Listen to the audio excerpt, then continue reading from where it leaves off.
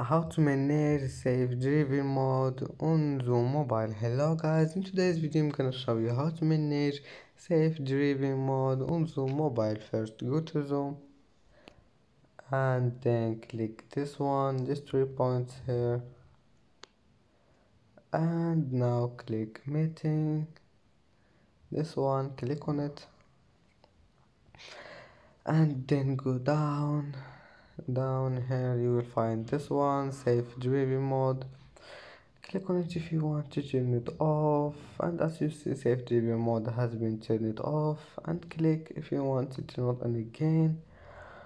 And as you see, that's how manage safe driving mode on Zoom mobile. And that's it for today's video.